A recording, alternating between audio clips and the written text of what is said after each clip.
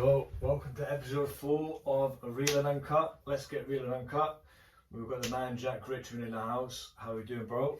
I'm doing good, man. How are you? I'm good. So, I see you've been busy with a cause that's quite close to your heart. Obviously, I wasn't born here, but we were both raised here. We've both seen the good and bad elements, of our town, as youths and as adults. You decided to do something about it that you didn't feel was being done. So we'll get right into it. Tell me about the project and the main reasons for starting something like this, because it's something that hasn't been done before, and it seems to be really, really close to your heart because you seem to be putting more and more of your energy and effort into it as time goes on, and it is starting to show on social media, and your name is getting out there. And funnily enough, I hadn't seen you in about 2 years, and I'm flicking through my TV and fucking ITV comes on, this big picture of your mug. I'm thinking, and then that's when I first heard about it, and then that's when I contacted you, and I was like, wow. So yeah, I mean, take it away because. Well, it first started a few years ago, really. I mean, started working with a character down in London, Farron Pole. He's quite known for his amnesty work, and he's been doing it for a few years himself. And he sort of got me into it, and it was after a lot of, things have been happening in Corby, yourself, recent years, I mean, it's not as if it's a problem that's going away, it's only escalating. And it just sort of drove me to sort of think like, well, what is being done about it? We've had the police station close, which has left, obviously, the town with essentially no police force. When you think about it logically, what are the only towns in Europe without a police station? But when you think about that as well, now that's obviously causing crime to go up in Corby. And I mean, it basically sort of made me think like, well, if nothing's being done, then somebody's got to do something about it. Yourself with all the knife-related incidents that have been happening around town recently, and it's absolutely crazy. I mean, I lost a very close friend, and I'd like to dedicate this episode to him, Wes Brown, last year. So, condolences to his family, to his mother Jean, and also, before we go any further, a big shout out to the food station and Mrs. Kennedy, Zoe, and India for making this happen and helping us out, which really shows how much support you have in town, and it's only growing. So when you started working with Faz's project, yeah. What was it that drove you to take that first step with him? Or was it just what you were seeing that firsthand that you weren't seeing before? Yeah, I mean, like once you sort of, it's like anything really, once you open your eyes to something, you see it, it starts to pay attention more, you see it everywhere more, So like when it came to Faz, I mean, we started chatting with each other, and it first started with me getting handed in a couple of weapons that I didn't know what to do with at the time. So I spoke to Faz, and he ended up coming down, and we had a good chat and stuff, and he wanted me to come on board and sort of help him with Faz amnesty.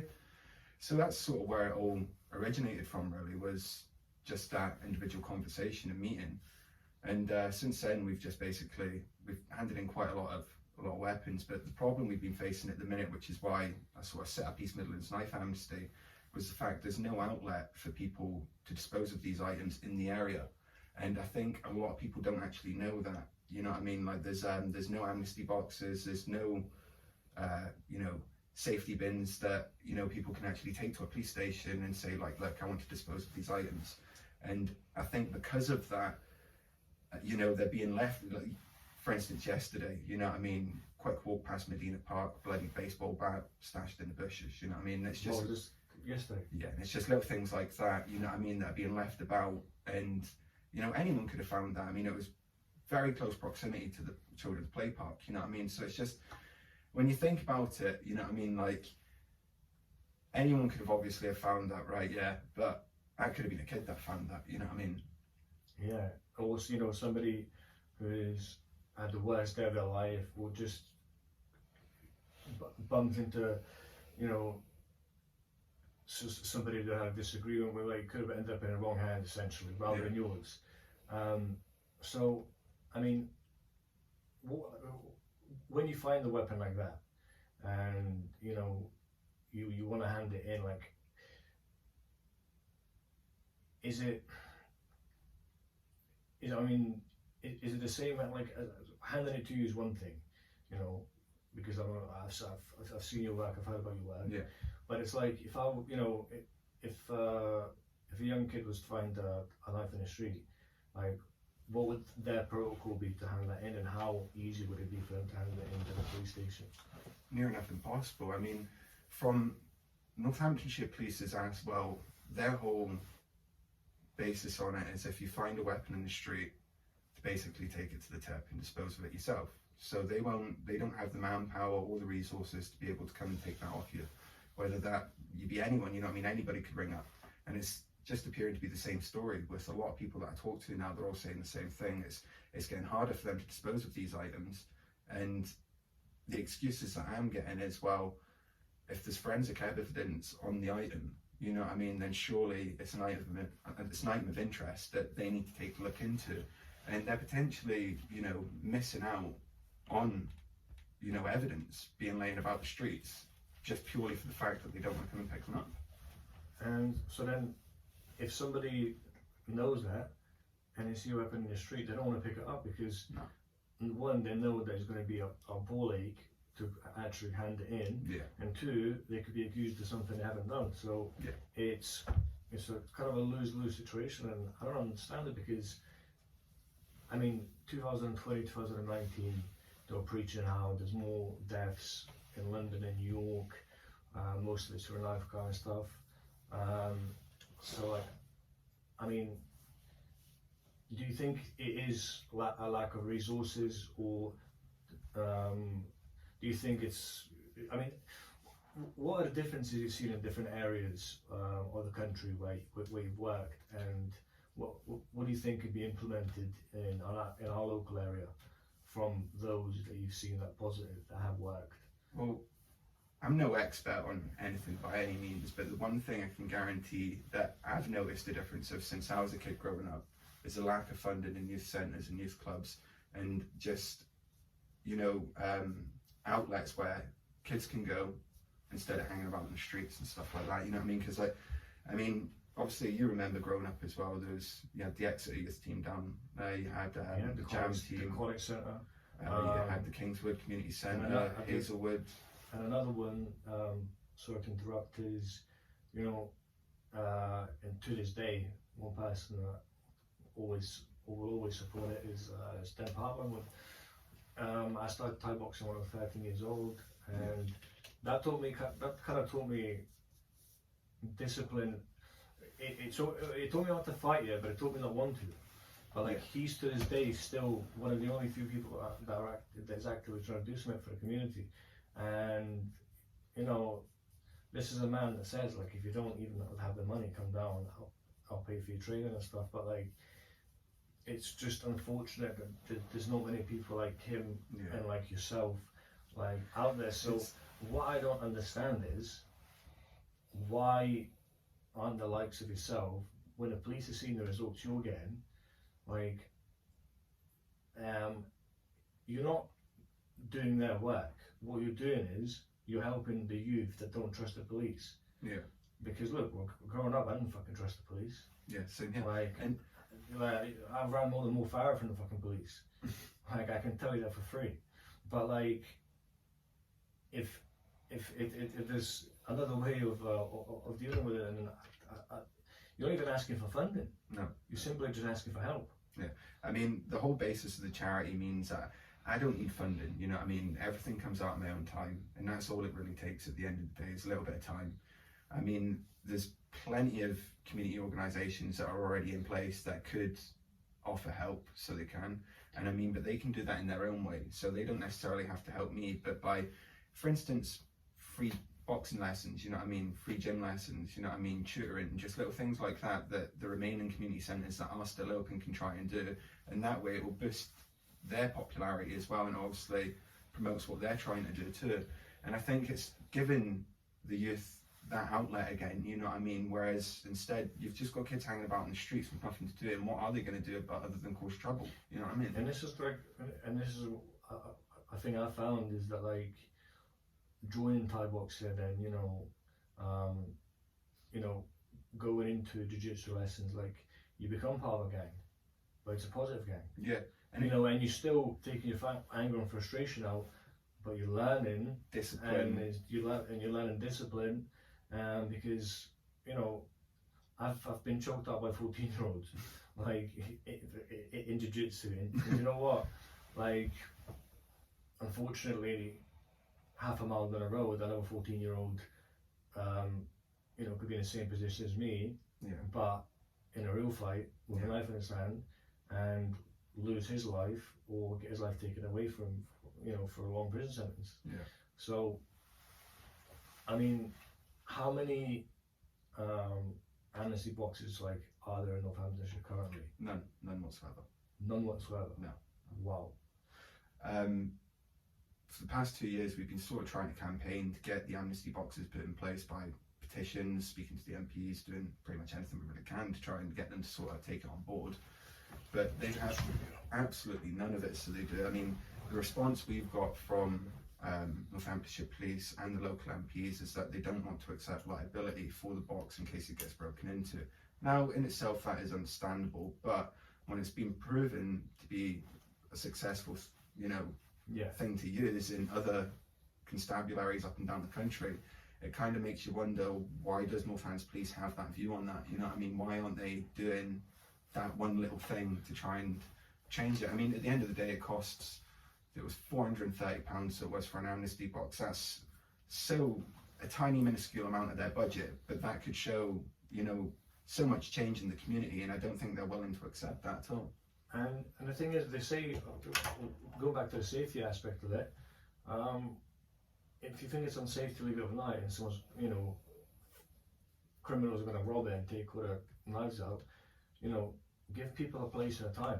Yeah. Come for 1 hour with 2 officers, let people, you know, dispose of weapons, and that's it. You don't have to worry about it being broken into, banned. But I think, do you think there's an aspect with youth and amnesty boxes, like they don't want to be seen as cooperating with police, even though it's just disposing of a knife and they're not giving they're not talking, like it's just they're seen that, you know, they don't want to have any involvement with them. Yeah. It was like, and that goes down to the mistrust part again, you know what I mean? Because it's the lack of faith that's there with them, you know what I mean? Like, for all they know, they could be going to place that knife in an amnesty box with good intentions, but how do they know that the police ain't dusting that for prints to try and get a conviction? You know what I mean? And that's, or waiting there to set them up, and yeah. And that, but this is why people such as yourself, like, who's the middleman, like you don't work with the police. No. You work for your community and you work for the kids, but you're willing to cooperate with police with the police in, you know, in a way that's only going to help the youngsters and nowhere else. So essentially, like, they have a middleman that they should be at least backing a little bit, you know, and they don't, by saying they don't want to accept liability for something like that. Yeah. I mean, you could give tons of examples of things they've done, you know, like there are a lot worse. Like, I mean, look at the budget spending that's been going on during COVID and absolute, like, ridiculous things. And this is like £400 for a box.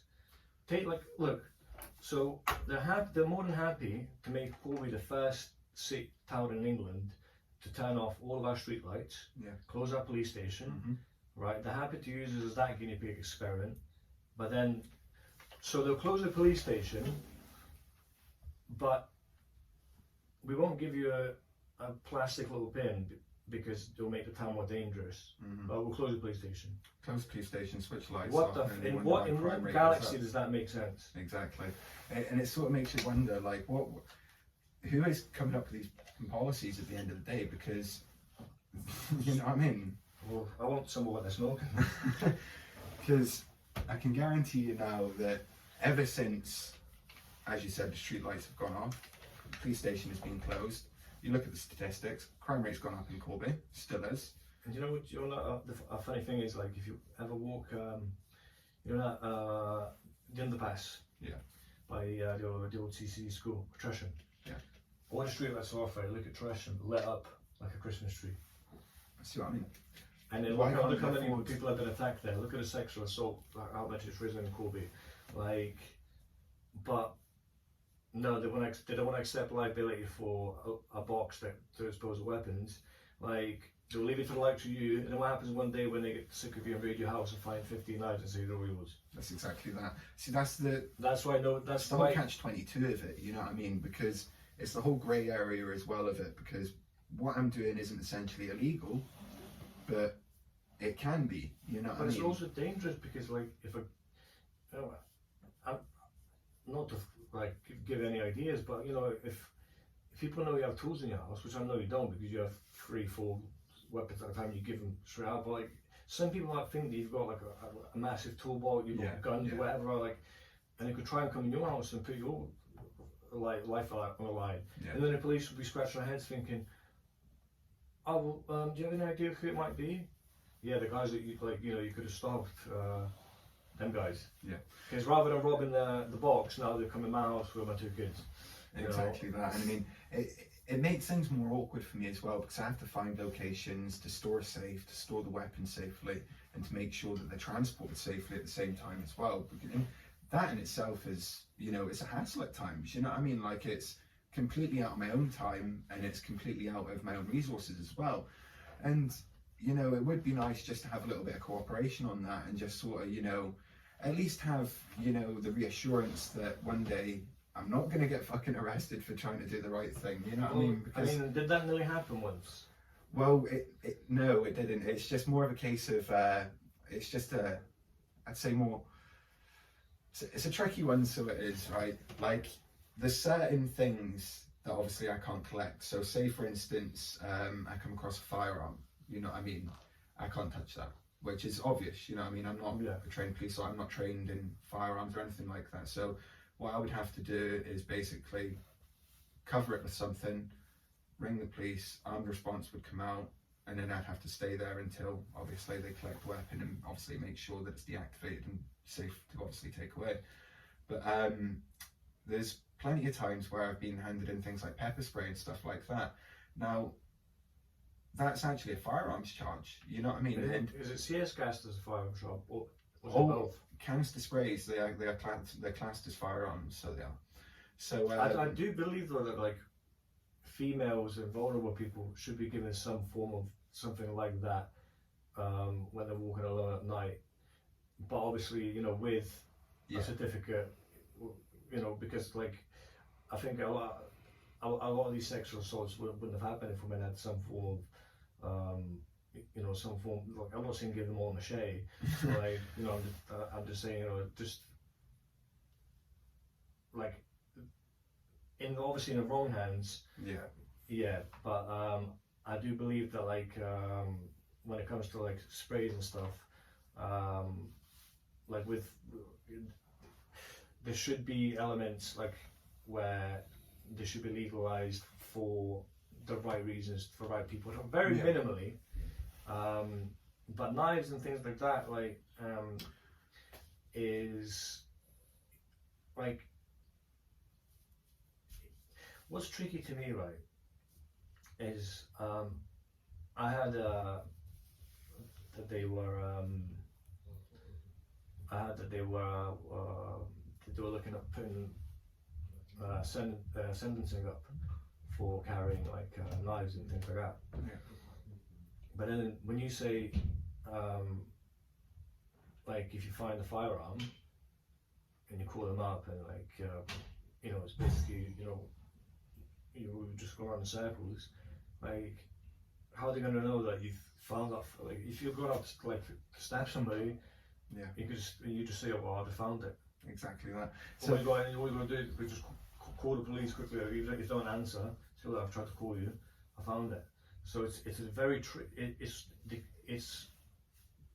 it seems like one gigantic jungle with a lot of loopholes in it. 100%. And I mean, it's so hard to explain the amount of circles that you actually go around with them as well at times. I mean, trying to get them in the first place to come down and collect a weapon is obviously, you better luck, like just taking it to the tip, as they say, you know what I mean? It's probably quicker for you, but that is not the advice they should be giving people, and that is obviously what they shouldn't be telling people, because at the end of the day, they're taking these weapons or stashing them, you know what I mean, in places that they wouldn't do otherwise, you know what I mean? Like, I mean, tips are all blocked up, you know what I mean? Can't even get to the tip yourself anyway, so fuck's sake, where the fuck are they going to put them? They're going to throw them in the back garden, they're going to throw them in a bin, and then what's going to happen? They're going to end up back out on the street. If people know that they've got a tip, they'll just jump over a fence at a tip, Yeah. and they help themselves. But what gets me is that they prioritise things like cannabis over deadly weapons. And it's, I mean, I would understand if you were asking for a lothead, but you're literally asking for just a nudge to help your local community.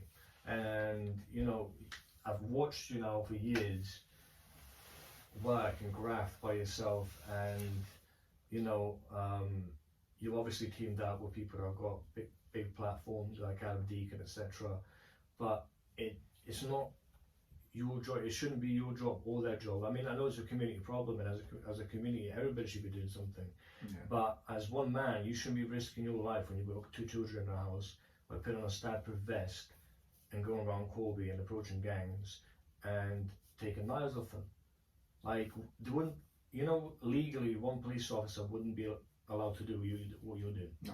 See, that's what the whole aim of it is. Now, like, I would never approach somebody and ask them, like, look, you're carrying, you've got to give that to me. That's not what we do. So the way it works is, it's their choice. You know what I mean? If they want to carry that knife, that's entirely up to them, and they can deal with the consequences of carrying that knife. But we're not there to forcefully take it away from them or anything like that.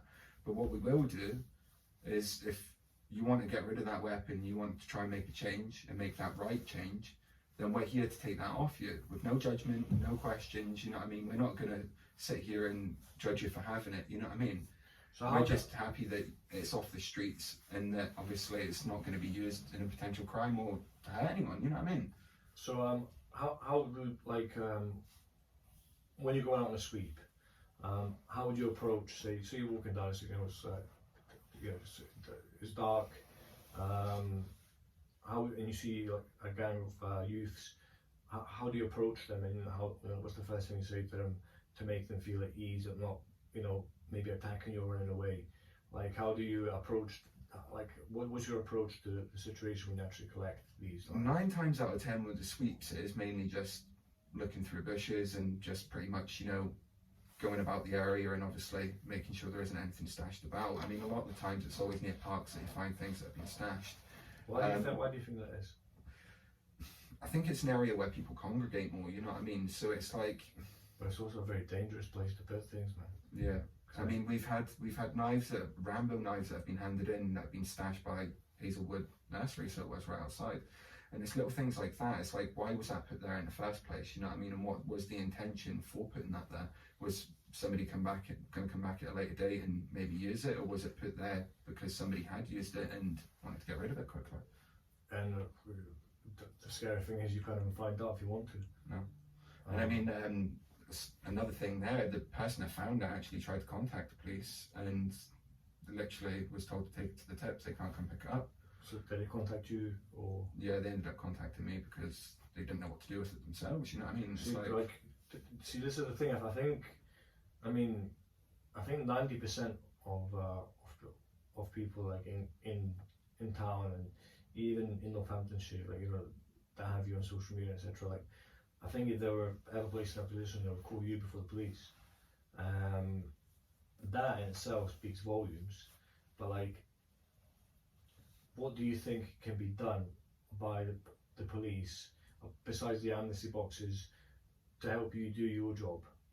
Just making a collection easier by them, or It's a good question, really. I mean, to be fair, as much as I'd like to engage with the police, I think too much engagement may be a problem, because then you lose trust in you. yeah, you've got to have that level of trust, and I don't by any means want to work for the police, you know what I mean, or Good. you know what I mean. So it's more of a case of maintaining that balance of trust between the community, and obviously helping them find that balance of trust with the community as well. Because I do understand not all police officers are dickheads, you know what I mean. They are people at the end of the day, but the majority of them are, you know what I mean. Like, and you do get a lot of them that go out of their way to make people's lives misery, and it's, you know. I only ever met one someone, and she was only sound like after she pepper sprayed me, but yeah, like I'm not saying like I'm not tarring everybody with the same brush, but you know, you have to ask yourself why is that a distrust for the police? Like, I don't see anybody distrusting firefighters. No. I don't ever see anybody distrusting fucking NHS workers, because they don't come, you know, they don't make your life harder for small things. Literally. I mean, and I can understand as well completely why the kids don't trust them, because they can't. I think it's more of the way they approach people nowadays. I don't as trust well. them. It's like, and no, that's no disrespect, but it's just after hearing a story like this, it's like,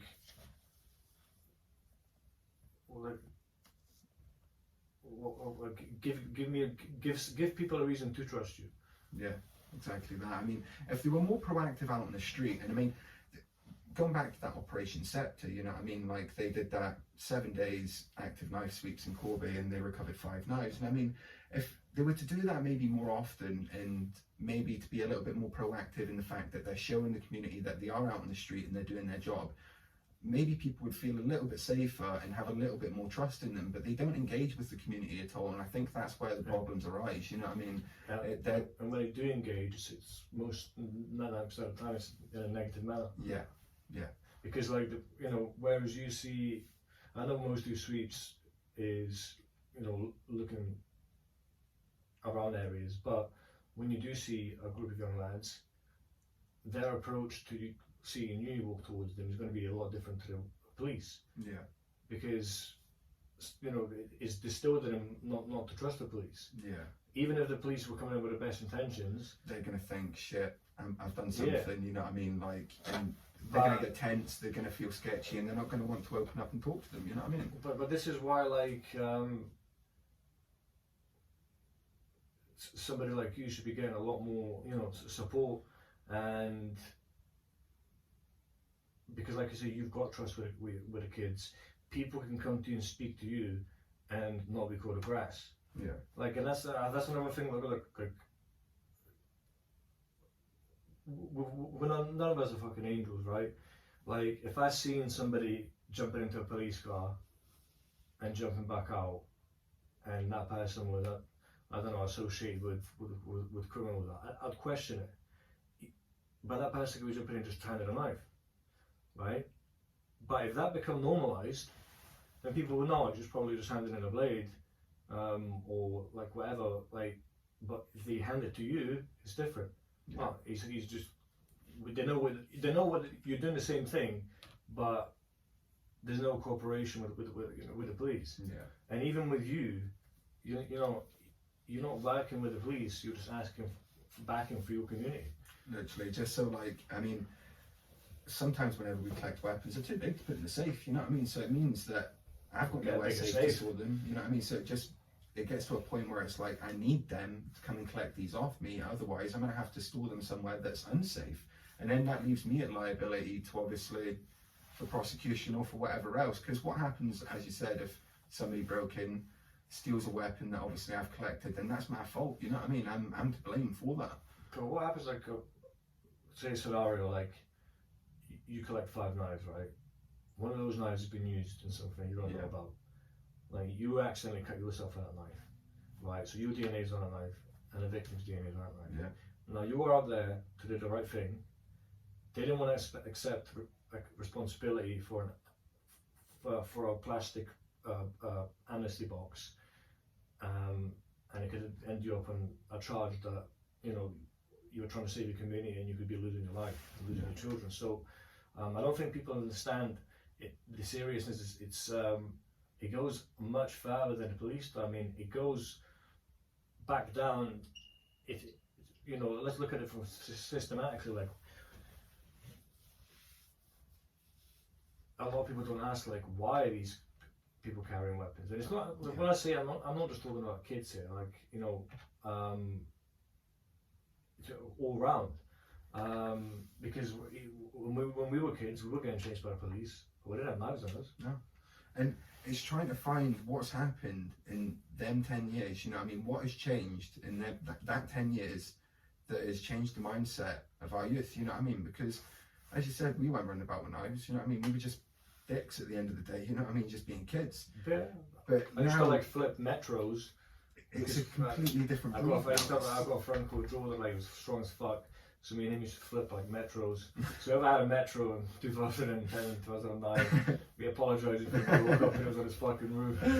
But I think, I'm not for once, and I'm not going to sit here and blame fucking pop culture or the rap culture. No. Like, but what I will say is it has become normalised. Yeah, I think the media has a big problem to play in that as well, because they not so much as don't report on it, but the way they report on it, as you say, normalizes it. It's now become an acceptable thing to see a young man or a young woman stabbed or killed on the news. You know what I mean? It's just become such a common thing that people now accept that as their daily life, and they're not shocked. You know what I mean? Right. So if I hear that, right, and me and you have a problem, I put on the news, and I see, somebody stabbed somebody, like, or killed somebody, it's going to make me want to get a knife. Fear, you know what I mean? And because I think, what's the statistics, like 8% of people get stabbed with their own knife, and that just shows that they're carrying out a fear. Yeah. And like, where does that fear come from? Because 10 years ago, that fear was still there. Yeah. But you either got beaten up, you took a beating like a fucking man. Yeah. Like, even if there was 10 people jumping on your head, like, you still took that beating. Like, there was never any weapons. I can't ever remember, and this melonhead of mine been punched, kicked over 300 times. I can't remember one day in my 29 years where I've used a knife, and I've been hit with a lot of things, but like, I can't remember somebody ever, being around my friends, and we had our own circle of friends, those 10 of us. Like, we used to get up to no good like everyone else, but none of us were. You get the old knuckle duster, like, but nobody was carrying like big machetes, especially at the young ages of like 12, 14 that the kids are carrying now. So like, it begs the question, is like, what's normalized it? I mean, is it drugs? Is it overpopulation? Is it segregation? Is it media? I think there's a lot of aspects that you could look at it from, and I think a lot of those play an influence in it. I don't think there's one definitive. Like, a lot of people will try and pin it down into one thing. You know what I mean? It's a poverty-based crime. You know what I mean? It's a poverty-based problem, or it's something to do with social media. Social media influence. But it's not. It's a case of it's all of them things. You know what I mean? Because they've all played a part in influencing the mindset of not only just our youth, but young adults and adults themselves today. I mean, you look 10, 15 years ago, social media wasn't a thing. You know what I mean? And people were happier for it. And that sort of begs the question now, is to think like, well, is that maybe the problem that's causing things? Because that's a lot of time how things spiral out of control. The social media is a gift and a curse in this. Yeah. The curse being that, a couple of sentences can get you into a beef or something. Yeah. But the gift being, before you confront a person with a knife, you've got the opportunity to write a message, Yeah. you know, on 5-6 different social media platforms to that person and prevent it from happening, right? But most people just, the problem with youngsters, I believe, you know, most of the youngsters that I've seen, you know, in that type of life, are people that have got, that, you know, that lack real male role models. Yeah. And I think the issue with that is they don't have anybody to teach them emotional intelligence. Yeah. So they act. The thing with kids, like youngsters, is, and look, I was the same. You don't think about I call it the spider web. Yeah. Like every action you do, right, is an action that your whole spider web does. Which means, if I do something to you, like that affects my mum. Like, so if what people don't understand is they can carry a knife, right, to protect themselves. They use that knife and stab somebody, right? They go to jail. What's the mum going to be sitting in a house on their own? Yeah. Someone kicks her head or kills her. They and the sister, the kids, they don't realize that every action Has like, a reaction, yeah, that spirals. and it also, you know, has an impact on everybody around you. Like, Yeah. and I think it's only as an adult that, without that guidance, you know, without that male guidance, I think it's only as an adult that you see that. Yeah. So I think a big problem with the youth carrying knives is that, you know, they are seeing role models, but what they don't realize is that, you know, they're being almost groomed. Yes. And the thing is, because they don't have family values, when people show them that little bit of love, they feel like they're a part of a family. Yeah. But what they don't realize is that when they're in the docks, or, you know, when they're bleeding out, that family's gone. And it's that, coming back to the grooming side of things, that's what sort of, it's like, it's a family for them, you know what I mean? And that's why it's so entrapping for people, I think, at times. And especially as a young male growing up without a role model, you do feel sort of lean towards that side because they're the people giving you support. Whereas, you know what I mean, that's where it needs to be nipped in the bud, you know what I mean? And that's where people there needs to be more youth centres opened up, especially in this community, that can sort of spot the signs of, you know, adolescent grooming, and the fact of when these teenagers, because you look at the stories on Northants Police and you look at the stories on Facebook, the amount of kids that are going missing around the area, and I don't find that a coincidence at all, you know what I mean? It's absolutely crazy when you think about it, that these children from such a young age are being groomed to an extent and to live a certain lifestyle and believe that that lifestyle is acceptable, and then that obviously leads them into more dangerous consequences later on in life. So do you think that going back to the lack of father role model, looking up the wrong person, Yeah. normalizes these things from such an early age, Yeah. that, you know, that's something that makes this generation different to ours? I think Is that, so, yeah. you know, to us it wasn't normalised from the age of 12 to carry a ramble knife. No, definitely. So I think that plays a big part in it. But, you know, look, we can go on about why it's happened, how it's happened for you know, for the next 5-6 hours. The truth of the matter is, it's happened. How do we solve it? And the solution I'm looking at is you. But you can't do this alone. And, you know, the reason I wanted you to come on here is to show people how difficult it is for you to actually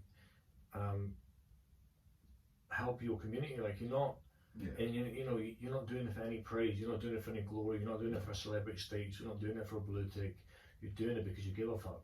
Literally, mate. I tell you what drove me the most was all the negative comments when I first started doing it. You know what I mean? I think one of the things that got me was like somebody commented, and it was just one of the most random things ever. You know what I mean? It goes back to social media being a curse. You know what I mean? And it was like something stupid, as if like there's no knife crime in Corby, there's no need for this sort of thing, like everybody solves their problems with their fists. And I'm sitting there looking at this comment, I still think back to it this day, and it's like 2.5 years ago, and I'm sitting there thinking like, well, if that's the case, then you know what I mean, what the fuck's going on in Corby? If that's the case, then the newspapers are lying. Yeah. Like, what I'm finding in the streets is just kids' toys. Like, that's not obviously not the case.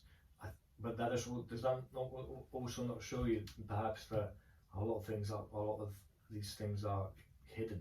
Yeah, and I mean, our aim is when we go out to do these knife sweeps and stuff, we're not looking for weapons. We don't want to find them. You know what I mean? I just want to make one thing clear, like to anybody that's watching this, is that you're not out to arrest or to get anybody to get anyone out. You're not out to work with the police to get anyone arrested. You're not out to get anyone to grasp on anybody. Like, you're not out to cooperate. You're only out if somebody wants to change their life around, have a positive role model, and, you know, dispose of something that could take away their life or somebody else's. Yeah. You're there to take it from them in a legal and safe way. Because if you're a grasser, I wouldn't have you on my show. Exactly that, mate. But it comes down to the fact as well. You've got to have that trust with somebody. You know what I mean? And at the end of the day, like as we said, spoke about, people don't trust the police, but yet they can trust me if they want to. You know what I mean? Like, I will always be there doing this. You know what I mean? And it's not a case of, you know. What if, you know, one day it becomes too much, and because there's only so much one man can do. You got a point. You got a point. Well, I've got a couple of volunteers there, so hopefully they can step up the mark. And that's the whole aim when I first started East Midlands Knife Amnesty, was that it's not, you know, it's not Jack Amnesty, you know what I mean? It's East Midlands Knife Amnesty. It's not, I may have set it up, but it can be anybody that can take it over, you know what I mean? Yeah, like, it can be anybody that does it. You know because I see a lot of people, you know, like that do the right things for the wrong reasons, like, you know, like reform this, and, like, you know, they're helping the youth, but they're really just celebrity, want to be celebs and be on the red carpet, and I've seen it firsthand. You know, I see it everywhere really, and that's what I like about you. But one thing that did make me laugh was when it was like Jack didn't want to tell us his surname on ITV News, and then just a video of you like talking, like, doesn't need to tell us his surname, we know exactly what it looks like, where he lives. Yeah, but, it's just I don't know, man. I didn't like the whole. I found the whole media side of things really fake. You know what I mean? Like when I did the second ITV interview, it was more like the woman was quite nasty. You know what I mean? Not to me. It was just the way she was talking about the fella that runs the cardigan. You know what I mean? She comes out and she's like, "Yeah, I love it when a man cries on camera," sort of thing. And I just kind of sat there and I thought, like, she's into the same sort of porn as me. You know, this is some fake bullshit. You know what I mean? Like they're just trying to sensualize something to get views, and that's a man's life that they were fucking with. So how did the interviews come around? Like, through Farron, so it was. I mean, they asked me to do a couple, so they did, but I ended up turning a few down in the end because it was just. Did you feel as if they were coming at you with an agenda? No, I didn't feel like the exposure was needed. You know what I mean? Like, I don't think people really need to listen to me to, like, get my point across, because at the end of the day, mate, I'm just like, I'm Jack from the street, you know what I mean? Like, I'm just fucking any Tom, Dick or Harry, you know what I mean? Like, nobody's really going to want to listen to me. I'm not, you know what I mean? I'm no one special. Hope they do, mate, because, like, I'm uploading this on YouTube. But I'm no one special at the end of the day. I'm just a member of the public that's trying to do the right thing. Yeah, but that in itself shows you that, you know, a member of the public can come this far. So what I want to ask you next is, what can the community do to help you? More volunteers would be great, you know what I mean? If we could have a team of people how would they that do these knife sweeps with me, that would be brilliant. Because I mean, the whole aim is to not find anything when we go out, you know what I mean? Like, I'm not going out hoping to find something, I'm going out hoping to not find something, you know what I mean? Like, yesterday when I found the bat, like, I just thought, literally, as soon as I seen it, I thought, for fuck's sake, because I was actually on my way home and we didn't find anything, so I thought, no, it's been productive, it's actually good, ain't found nothing all day, you know what I mean? I was actually quite surprised, so I thought, happy days, you know what I mean? There's been nothing stashed at the parks. Literally, it was the last bit I was going to as well, around the corner. I seen it and I just thought, I knew straight away when I seen it as well, I just thought, for fuck's sake, man. And it was literally just about 30 feet away from the play area, and it's just like, it's mad. And I mean, there was a jumper with it, but the jumper had been cleaned and taken once we went back, so we did. So somebody had went back and cleaned up afterwards. So, like, this, that's, you know, I suppose that's a dangerous part of your job is, you know, you could have been there when they were coming back to grab that, and then not only does that people lose the trust in you, it puts your life in danger. Yeah. But so how people go about volunteering to to help you then to work? Just drop me a message. Well, drop the page message on Facebook. What I'll do is I'll tag your the page on the video description. Yeah. And so hopefully people will volunteer. I'll do as much as I can, you know, to play it for you as well. Thank you, man. And I'll come up with you, you know. So what's also you've walked the streets, you know, at night fucking more than Batman by now. What's the most dangerous encounter that you've had, that, you know, whilst out sweeping in Corby? I think one of the first encounters was the most sketchy. I had to take my neighbour with me, one of my volunteers. He had his security dog with him, and I was to go collect a couple of swords. Now, I didn't know the guy from Adam, so I didn't know, just a completely random message. And it was one of my first pickups, so it was genuinely nervous anyway, you know what I mean? So, but it was spot on, so it was, mate. To be fair, and I can say this for a fact, 9 out of 10 of the people I've always met are spot on people, mate. You know what I mean? They want to change their lives. They want to make a difference themselves, and they're happy to see somebody trying to do the right thing as well. And that in itself, mate, is quite a positive message, you know what I mean? And it shows that members of the community do want to change, but it's the problem I'm facing now is it's trying to change the mindset of the youth, because they're more stuck in their ways now, you know what I mean? And it's trying to show them the right way and try and get them out of the mindset of, you know, just doing what they're doing. I mean, yeah, I mean, do you think, well, when it comes to the youth, some of them feel like, you know, say that, you know, they've got an issue or beef with someone, that they've got past the point of talking, and like now they have to carry something with them. I think it gets to a point where they feel like it has to be escalated, because if they don't, then it demasculates them, you know what I mean? Or like, you know, it's gone so far, it's like I can't walk the streets without, because I know people personally in Serbia, you know, can't walk the streets without a gun because of issues they've got. Yeah. And you know, I've seen knife crime from all angles. Back home, here, you know, it's something that's close to home, but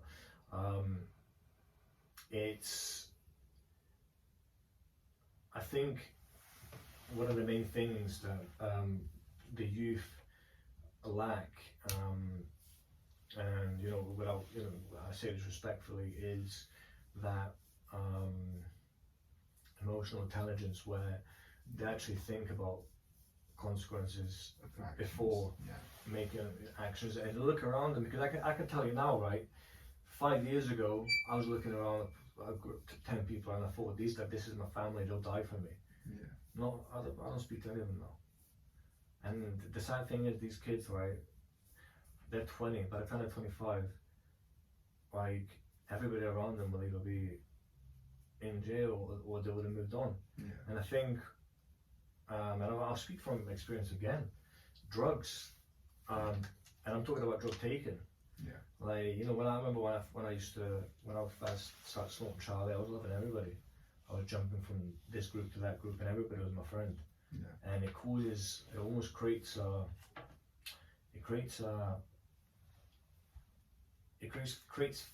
false and fickle relationships. You know, 1 minute someone's your brother, then the next week you got beef with them. Yeah. But while you're in the bag, you've told them a load of things that you shouldn't have. Then they went and told someone else. So I think now people have because what I've noticed is that kids have started taking drugs younger. Like, my first joint when I was 13 was a standard dog shit weed. Yeah. Right, these 13-year-olds are smoking like gelato. Their first line isn't 4 to 1. Their first line is pure. Yeah. So how do you go down after that? You don't. No. And that's another problem, is like, they're jumping in a deep end without knowing it. Yeah, nobody's giving them the advice on it either, you know what I mean? Like, and I don't mean like a talking to, whereas it's just like, oh, you shouldn't be taking that. It's actually educating them on the dangers of what will happen to your mental health as well.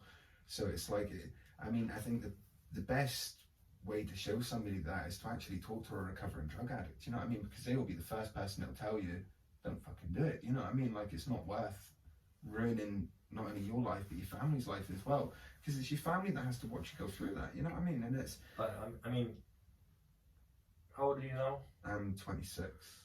Right. So if I was to say to you, your 17-year-old self, yeah, like, I'm a recovering drug addict, don't do this, would you listen to me? What would I have to do to make you listen to me? It's exactly that, you know what I mean? It's trying to find that way that you can break through to somebody, and it's really hard because I mean, even when I was 17, you know, when you were at that age yourself, it's like you don't listen to anyone, you know what I mean? You think what you think is best, you know what I mean? You think you know everything, you know what I mean? And you're right in every aspect, and nobody could tell you any different. And it's trying to break through that, you know what I mean, in some way or some form, to try and at least educate them on the fact that this isn't going to go down any good path, you know what I mean? It's just going to escalate into something worse. Yeah, because look, like, if me and you have an issue, right? I stab you, you stab me, I stab you, you stab me, and when does it stop? Until one of us gets bored or dies. Yeah. Do you know what I mean? And no start from somewhat. And the thing is, like, I die, you get life off. Like, and the thing is, what I found quite ironic is that, like, some problems go on for so long that people forget how stupid the actual reason is, like, of why the problem actually started. Yeah. I remember, like, two people pulling out knives at each other over a gal, right, that cheated on one guy with the other, and the guy got back with a bed, and he was pulling out knives on the guy while he was staring his porridge in bed. You know. And he's wanting to stab someone. Like, fucking stab her. If you're gonna stab anyone, Fuck you now, man. I don't encourage it, but like what I'm saying is, like, this is how silly it is, bro. Yeah, I mean. And then the mates get involved over a bed, and then before you know it, the bed's getting married, she's having kids. She's nowhere to be seen, and these guys are still fighting over it. I mean, I think the last time I went out for a drink, mate, right, went to the village. This was about 2 years ago. So it was. Did you have it played in? No, fuck.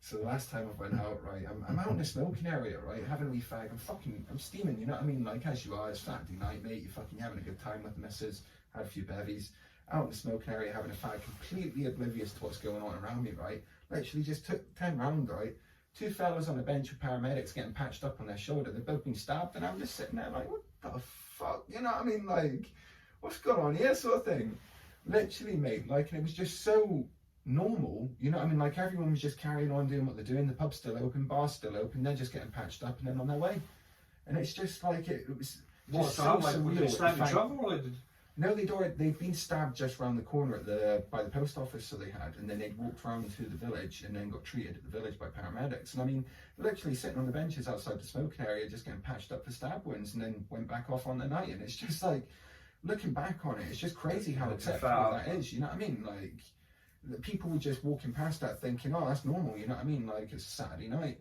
and then looking at that, that's fucking madness, mate. Two guys being stabbed, you know what I mean, fucking just trying to enjoy a night out, and the thing is, it's like, it's so good until it isn't. Yeah. And what I mean by that is, it's like, I've seen, you know, I know people that have been slashed, stabbed, and, you know, back home in Serbia, and you know, they laugh about it, but if that was 1 millimeter to the right or left, you won't be laughing, but you wouldn't be here. Yeah. So it's like, I think that also normalizes things. Is like, and that is quite ludicrous, but like, you know, I've seen it firsthand. I've had a guy, you know, one of my friends in Serbia, actually said to me, was like, it's just actually made me less scared of knives. Understand? And I was like, that's ridiculous. But going back to, you know, the East Midlands project. Yeah. So when did the actual East Midlands, you will think, like, officially kick off? Say last year, so as I fully started doing it, you know, by myself, because it was getting hard with COVID, getting Farron to come down and collect the weapons off me, so it was getting to a point where I was having to store them for quite a period of time. And has a lot easier access, because in London there's a lot of knife amnesty boxes, and he's able to just walk into a station and hand weapons in, not a problem. And not only that, they're probably doing more for driving down here in the COVID than. Yeah, I mean, we were told, we went to the station just outside Kettering there, so we did, and we were literally told to wrap them in newspaper and then travel to various police stations until we found one that took them. Now then that obviously leaves us liable if we get pulled over and we have weapons in the van. Because I mean, how can you logically explain that really? I mean, obviously we can show them our Instagram, show them what we're doing, but they're still going to be quite suspicious of it in the first place. And it's still like, you're still getting pulled over by police, they're still like, you're still taking, you know, time out of your day for doing the right thing. Right. So, first step for East Midlands to grow is more volunteers, right? And you know, with Corby, like one thing that we found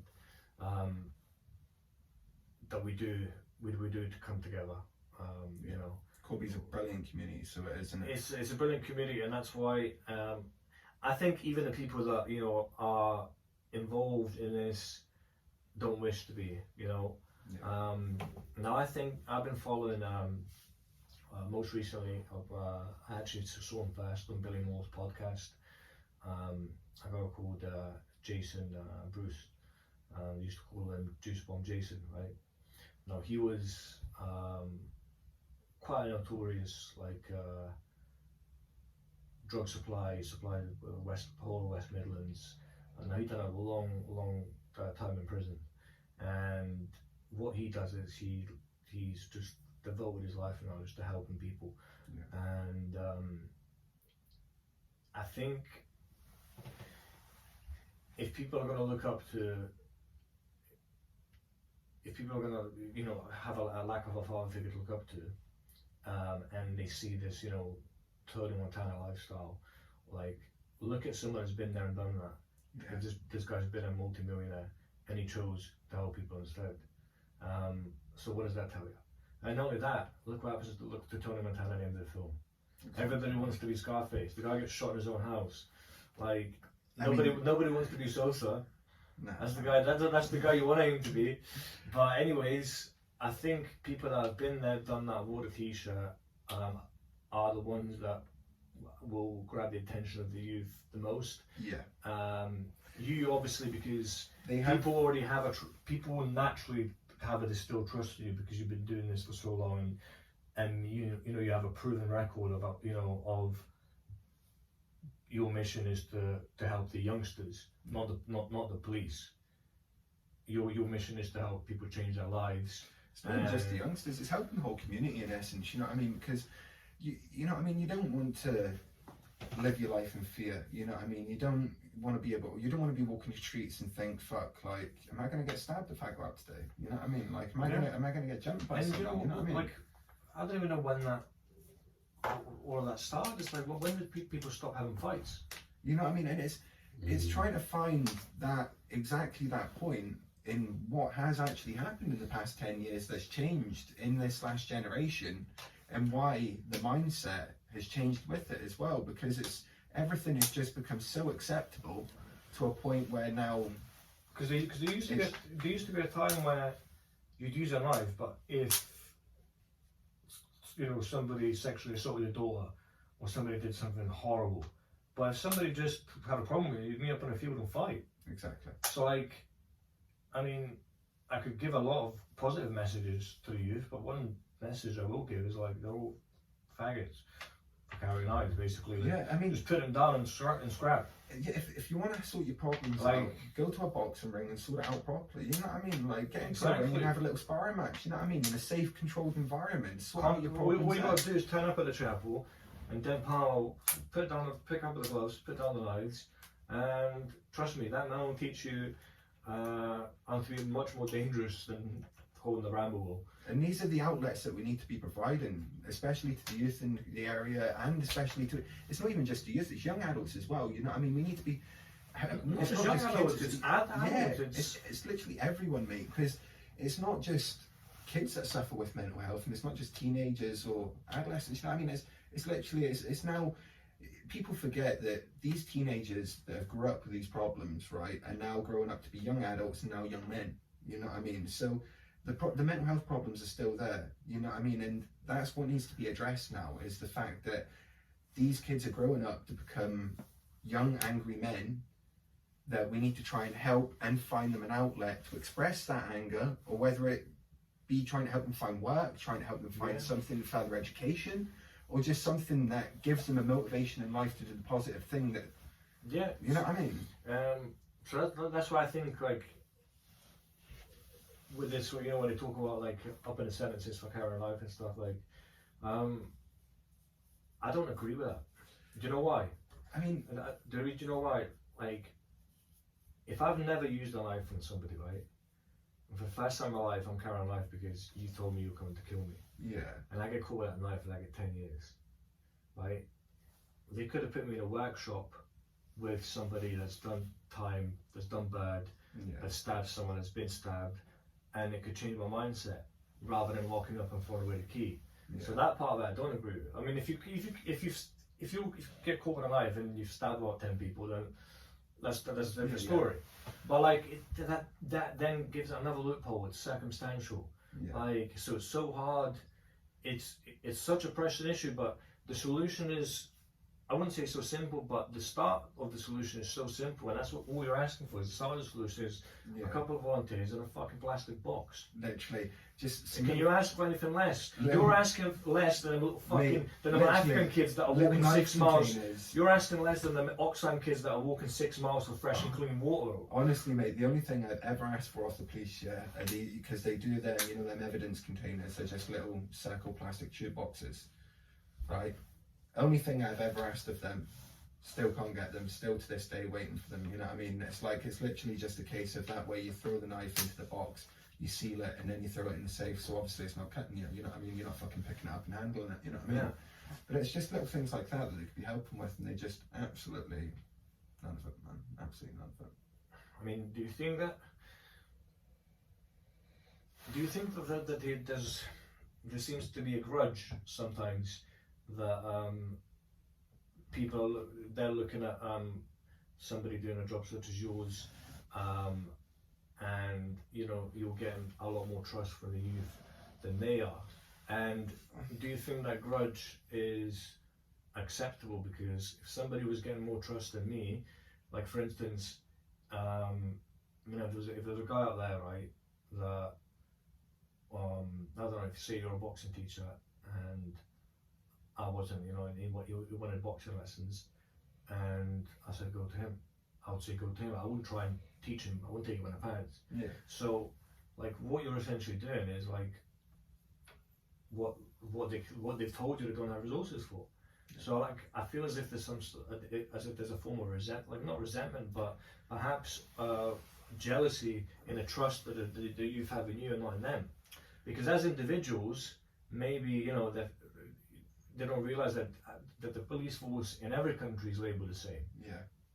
So I don't know whether that's an individual issue with the police, or if it is an issue, or if it's with the police force. But I mean, I just don't understand why somebody wouldn't want to help a cause that's so easy to get behind. I mean, that's what confuses me the most as well. I mean, at the end of the day, you'd think the police would be all for it, you know what I mean? Somebody handing in weapons for them. But I think every officer that I've met too, they seem to be completely up for the idea. They love it. They think it's, you know, a brilliant project sort of thing. And it sort of feels as though once they raise up to their superiors, it goes all hush hush and they hear nothing back, you know what I mean? So I think it's more the higher brass sort of thinking like, nah, we don't want to be involved in this. This is our job, you know what I mean? Like, but that's just down to speculation, really. I've been trying to engage with them myself for years, you know what I mean? It's just getting to a point where it's like, why should I try and carry on bothering? So I mean, obviously throughout the years, what's some of the standout positive comments that you can remember from police officers that you've encountered as to why these things aren't being resolved by them? Like, is there anything that sticks out in your head? A conversation you've perhaps had, or someone has told you like why they can't do it, or, you know? Literally, I mean, every time I speak to them, it's more down to lack of resources, they say, you know what I mean? And I mean, last night when he came to collect the baseball bat off me, it was more of a case of, I have to go take this to a place that doesn't exist now. You know what I mean? That comment there in itself, it's like, well, where does he have to take that to now? Because he doesn't actually know where he's going to have to go and store these weapons I've just gave him. Exactly. Like, it's and that is a serving police officer, you know what I mean, that doesn't know now where to take these weapons I've handed him in. So do you think that's something that you, like, even like police officers aren't being taught, or perhaps like, you know? I think they don't actually know what to do themselves at the moment regarding this whole issue. I mean, I think it's so new to them, because I understand where they come from. It's quite strange, a member of the public handed in weapons, you know what I mean? But it's not so strange. Start stabbing people, you might get some exposure. You know what I mean? It'd be a completely different story if I was out there committing crime, or if, So if somebody was out there committing spend crime. a fucking year collecting weapons and just ring the police on yourself. Yes, You'll have $10 all over your body. I mean, it's honestly, it's ridiculous, man. It's crazy, mate. It's crazy. I mean, that side. How many volunteers do you work with like now?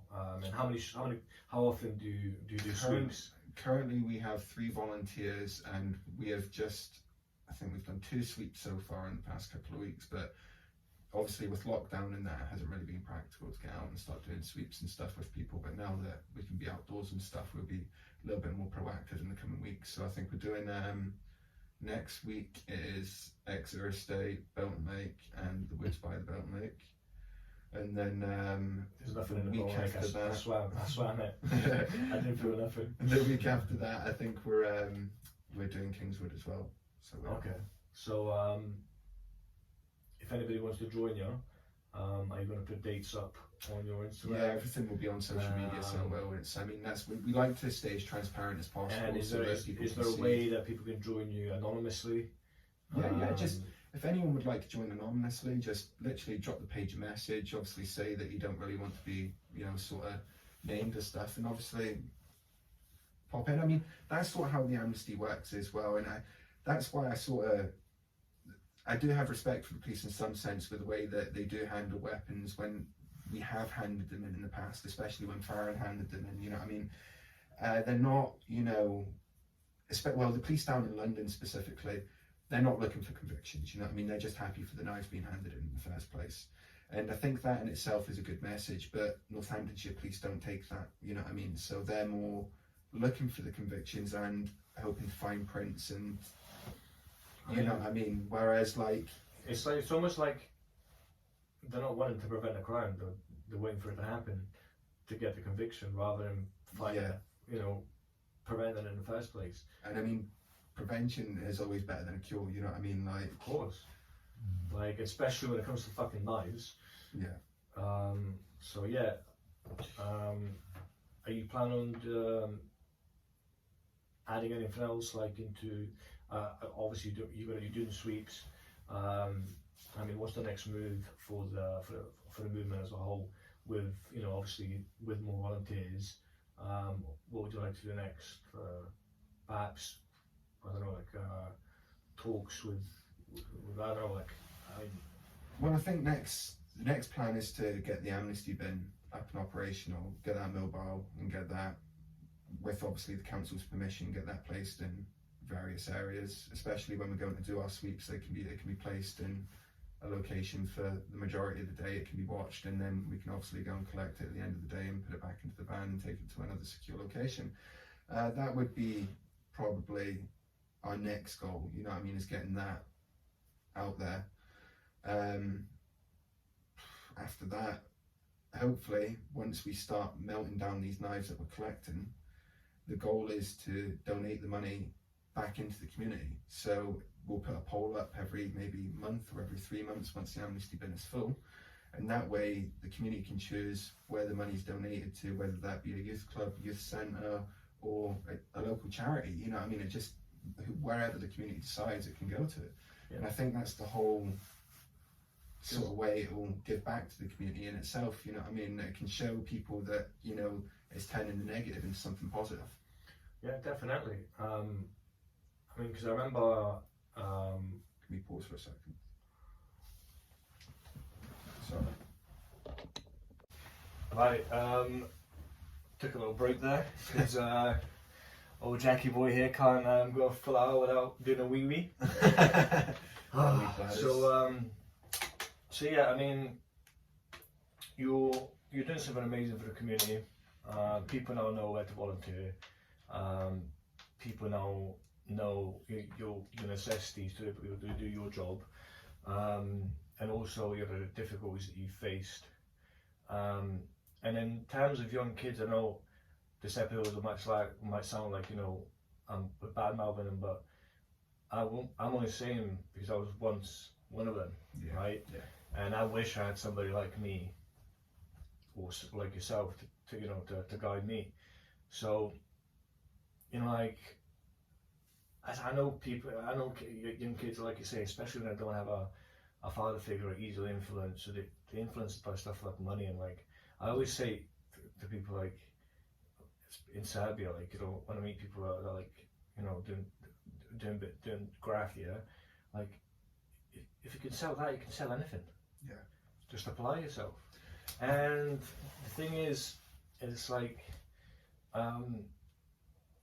if we could, you know, if these community centres, the ones that are still fucking open, like the remaining few, you know, if we could, you know, do some work with them, I'm sure a lot of people would come up to talk that have been through this, because Corby is a town. I mean, Corby to me is a country. Corby is the greatest country in the world. Honestly, you know, listen, I've been through a war, right? And I tell you what, when I got to Corby the first 2 weeks there, I was like, take me fucking back. I'd rather get bombed again. But you know what? The people here are so nice and so friendly, and I think that one of the biggest problems is Corby's lost its own family value. Corby's lost that Corby tradition where it used to be like, you know what? Yeah, it used to be like a big home, you know what I mean? Like, yeah, but everybody knew each other, you had the big Scottish background. Scottish background, you had a problem, you got your fist against a square go. Now, you know, I think now kids have been so influenced by, like, you know, cities where, you know, where, you know, you can't stab someone and you can't get away with it if you're in London, because it's such a big place and it's normalised over there. But like, what I don't realise is like you're not in London, like you're not in these places, and it makes me laugh because like I see people like calling themselves J-Rock, and I'm like, your name's Jason, like you went to Studford, like stop saying Wagwan, like you're not a yardie. It like, also seems now that, you know, people are almost proud of, you know, the fact of that lifestyle. It's like, you know, it's the way they look at themselves and they feel proud of the way that they're living. And I mean, that in itself is complete madness. I can ask you a question, right? How can somebody, right, be proud of that? And I don't mean like don't mean morally.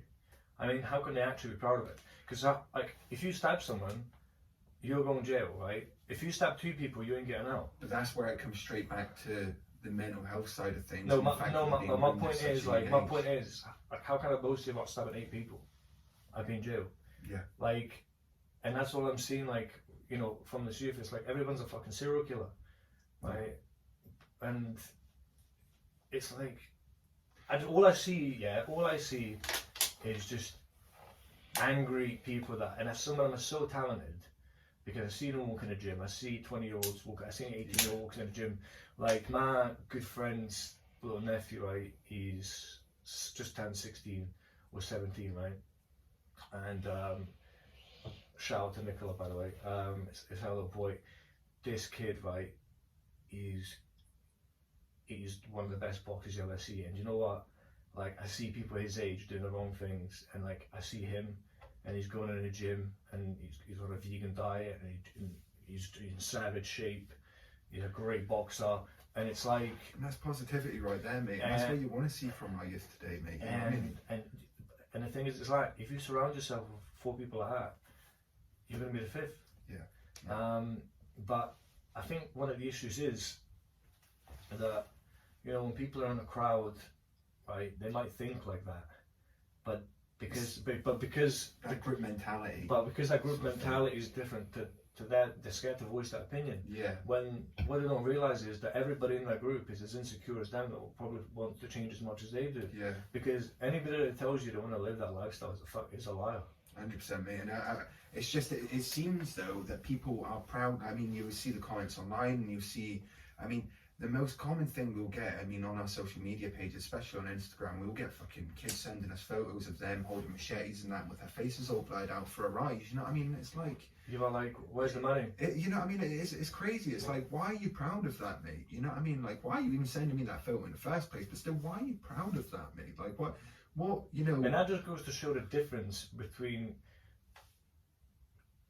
like, old school criminals and stupidity. Yeah. Like, I mean, you don't like you know, you look at like old school, like real gangsters, real criminals. Like, like it's now like I was speaking to Downside about this. Shout out Downside 24, by the way. Videos moved mad, doing amazing numbers, by the way. Look what I did with a bag. Watching. Anyways, I was speaking to him about this, and he was like, people are just doing it for the clout nowadays. Yeah. It's not even about money.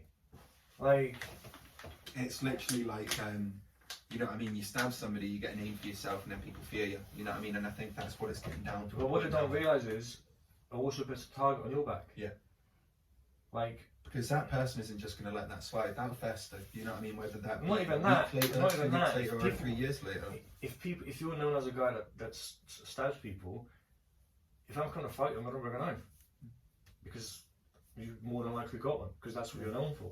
Yeah. So like, it's people don't realise the reputation that they make when they're 14, 15 is that in a small town it's going to be the same reputation they've got when they're 30. Yeah. When they start a family, when they want to get a job, and they're like, yeah, nah, because like, you stabbed my little nephew, and like people don't understand. Like, it's so hard to reverse. Like, you can do 99 good things, yeah, and it won't make up for that one fuck up, like one mistake you did as a kid where you bully someone, or you know, you slash someone, or you did something that you could have avoided. yeah. And I know this, like, look, this might sound like two old men smoking a pipe, like with slippers on, but we're just two guys that have been around the block and seen the worst of the worst and the best of the best. Because I've also seen people in Colby that grew up in a Lincoln estate, that buried their father, that now, you know, are multi-millionaires, and they come literally from the same street as people that like our life is. Yeah. Like, life, it's all about decisions, and people think that people don't understand until it's too late sometimes that you don't get to buy back time. yeah, and you don't get a second chance. You don't get a second chance, especially at childhood. Yeah. So I think if any young people listen to this, I sympathise with them. I'm not bashing them at all. 100%. I think the youth of today, it's not their fault, it's ours. You know what I mean? And it's our generation before us as well, because we've allowed this to happen in a sense. You know what I mean? And so has the government. They've allowed the underfunding to continue. They've allowed places to be cut, closed. Just the countless fucking ending to mental health services, to even down to the NHS Don't and even stuff like start that. on mental health issues. That's just, I You mean, know what I mean? It's just all these things add into this one big problem, which is now affecting us all, not just our youth, but the mentality of society is in general. You know what I mean? And the best way to deal with it is, I believe, is, you know, the way you're doing it as a community. Yeah. Rather than trying to change the world, like, let's combine as a community, especially Colby. There's unity in the community, bro. Exactly, you know what I mean? and you know, it doesn't matter how we got here, but we're here, and you're paving the way for people that want to do something about it. Yeah. And you know, you might see yourself as just a guy, but you know, you're doing something that takes a lot of balls, and you're also inspiring a lot of other people. So if that's the one thing I can take away from all this, and I can inspire at least one other person to carry this on for me and to do the same job, then that's me happy. You know what I mean? Like, it really is. Like, that's all I've ever wanted, is for people to take notice that this is a problem. You know what I mean? And it needs to be addressed. Like, it's not something that can just be continuously swept under the rug now. This is now affecting our youth. It's affecting our kids, and eventually it's going to affect my kids when they're growing up and they're in the streets too. So if I'd like to do anything with my life, it'd be to try and change that. And I mean, I don't expect I can go out there and fucking change the world, but I can start in Colby. and I can start to try and do the right things. You know what I mean? And you know, seeing someone take your first step will make them take their first step, and Hopefully that's so. why, like, I'm glad you've come on and we've had this conversation, because you know, I want people to watch this, and I want to be involved. I want others to be involved, and you know, I just want people to realize their true potential. Like especially young people. I see so many talented young people that don't have anybody there to show them or tell them. Yeah. And I'm thinking, if you just gave me half an hour of your time, and I dragged out like what you're good at, and like you completely change your mindset. And I think as a community, like, we can all now be that role model. It doesn't have to be somebody that's going to misuse that person's young, fragile brain, or you know, like, and people need to realize one thing, like, when they're out there making a reputation as this guy bragging about this and that, like, how many of them can brag about what they've done for their parents? Like, like, do you know what? I've done things I'm not proud of in the past, and I bragged about it, right? But like, then I sat back and thought, like, what can you brag about that you've done for your mum? Like, you're sitting there and you're sending people, and you know, you're sending your mates in jail your last £100, and you want to sit with an electric, just to maintain a reputation from people that are not going to matter in 5 years' time. And that's the truth of the matter, is that is the case. And if I saw that 10 years ago, I'm just glad that, you know, I did have great role models around me. You know, unfortunately I don't now, but throughout my whole life I did have a great role model around me, and you know, I realised that not many people do. But sometimes I feel like, you know, the way he treated me and what he left me was to be that guy for somebody that doesn't have it, you know. And if I can be that person, like, if that means joining you as a volunteer, if that means plugging this as much as we can, like, then let's do it, because I appreciate that. Because you know what, we're not doing it for the police. We're doing it for Corby, mate. We're doing it for Corby. Literally. I mean, the police have obviously shown their interest at the fact that they don't want to be involved, they don't want to help, so let them take that aspect and let them take that role. Now, I am more than willing to engage with them in the future if they want to try and help out and collect weapons and put them away. Let them do what they want. But that's where the whole transparency comes through to it, because at the end of the day, I would like to show that we are doing the right thing legally wise, you know what I mean? But at the end of the day, the whole fact of the way the amnesty works is we're not out here looking for convictions, we're not out here trying to prosecute people, and we don't work for the police, you know what I mean? And we're not trying to criminalise people either, we're trying to change their mindset to a point where they're positive thinking and they're not wanting to carry these weapons out of fear. And above all, we're approaching it from a very non-judgmental way. Because everything we've said, although it sounds judgmental, it's constructive criticism. I mean, because I understand these kids, I understand the fear, I understand all of it. Like, but I also understand that, like, as fucked up as it might sound to some people, it's better to listen to me than a lot of other people. It's better to listen to you than a lot of other people. And you know, seeing you do what you're doing, and this is, you know, one of the reasons why I started this podcast is for somebody that, you know, needs to hear the real and uncut. You know, needs to hear from somebody that's, you know, abused drugs for 10 years, that's lost everything good in their life because of crime, because of drugs, because of addiction, and just doing their best to bounce back. And do you know what? I ain't scared to admit when I'm fucking scared. I'm scared every day of my life. Who gives a fuck? Who isn't? You know? And that's the problem. Like, these people, they bury.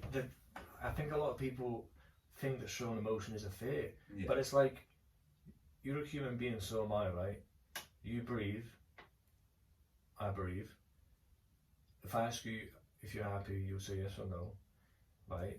So every day you're happy or you're unhappy, every day you're anxious, every day you're scared. You name me one day when it's 24 hours when you're not scared for at least 30 seconds. It doesn't Yeah, exist. I mean, no, it's But every like, day. No, I so mean, why the like, fuck do people hide that? This is Yeah. what I don't understand. and I think that's where it comes down again to mental health, is the fact that males aren't taught properly about their emotions, and especially it comes back to as well with males without role models, because they don't know how to handle their emotions. You know what I mean? They're not, they, and that's not due to any fault of, you know, maybe their parents or, you know, this mother or whatever at home.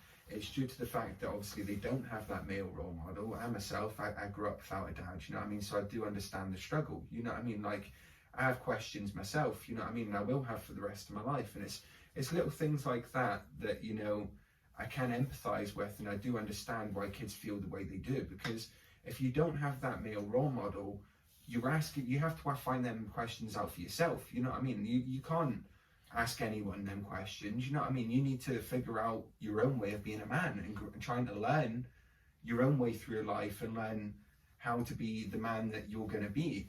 And it's quite hard as well, especially if you're trying to live, you know, from another man's expectations that maybe you didn't know and you've never met. And I think that does. And do you think there's, from people whose fathers say lead them, do you think there's an already built up resentment inside them? It's like, you know, like not somebody that was born and lost their father to death, but like somebody, you know, somebody's father walked out, and I'm like, do you think, like, in some cases that's a big issue, and that's because I think that can cause, obviously it causes resentment, but then that also causes anger and trauma. It's like, why did you leave? You know what I mean? And that child will be questioning that for the rest of their life, and thinking they're at fault as well. You know what I mean? And they'll take, you know, it's. I mean, I've seen firsthand, like, when I've suffered loss, and I took it on wild. The truth is, it was nobody's fault. I just didn't know where to look. You know, I remember waking up and I was looking at that, and I didn't want to go to bed. Like, I didn't care about if I lived, I didn't care if I died. Like, and to me, that was very, very scary. Because I just lost somebody that held my hand for 28 years, right? And, you know, I had my mum, but this was my dad, this was my best friend, right? That was my role model. And I had no relationship. My relationship with my sister was in tatters because of me. And I remember, like, a lot of days I'd wake up and I'd just be, I don't know, it was like, if you walked up to me with a knife, I wouldn't care if you stabbed me. And that's a very, for somebody that, and like, for somebody like me that's so charismatic naturally, like, to go for a phase like that, like, and I went for it at 28, right? So to go through that at 20 years old or even younger, for losing a father, whatever reason that can bring the sort of pain I felt, it's a lot harder to recover, because you're not as, you know, emotionally grown, and, you know, yet. So when you feel like, say take what I felt at 18 years old, I don't know what I would have done, you know, and I think that's a big issue that needs addressed. And I think I've seen, you know, firsthand that, you know, the lack of mental health in this country, and also the lack of, you know, help with addiction stuff is very low on the priority list, you know, and it's also something I've realized that people are like, and this is why I fucking made this podcast, because why the fuck are you too proud to tell me that, like, you're depressed because fucking your missus left you? Well, like, well, you're happy about it. I know she was a bitch, but, like, my point is, it's like, why hide your fucking emotions? Exactly. Like, I think that comes down to society as well. I mean, like, men are taught to suppress their emotions and just get on with life, you know what I mean? And that should not be the case. But that's why 86% of suicide is men. Yeah. And that figure is doubled nearly, like, through COVID. It's a daunting fact, you know what I mean? And it really is. Do you also believe that things such as this, like an actual conversation, is so lost in 2021 Yeah. that, you know, it's almost strange for people to watch. Yeah, people can't feel like they can be open and actually have, you know, that conversation that actually resolves emotions. You know what I mean? They'd rather bottle the emotions up and try and bury them somewhere that they can forget about them themselves. But that isn't the case, because them emotions come out eventually, and they react in different ways, whether that be through rage, frustration, depression, and it's all things that will eventually come to a head if you bottle them up. You know, the way I look at it, I was